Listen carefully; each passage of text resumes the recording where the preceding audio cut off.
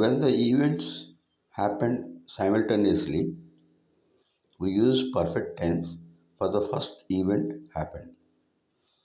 రెండు సంఘటనలు ఒకదాని తర్వాత ఒకటి ఏకకాలంలో జరిగితే మొదట జరిగిన సంఘటనకు మనం పర్ఫెక్ట్ టెన్స్ వాడతాం.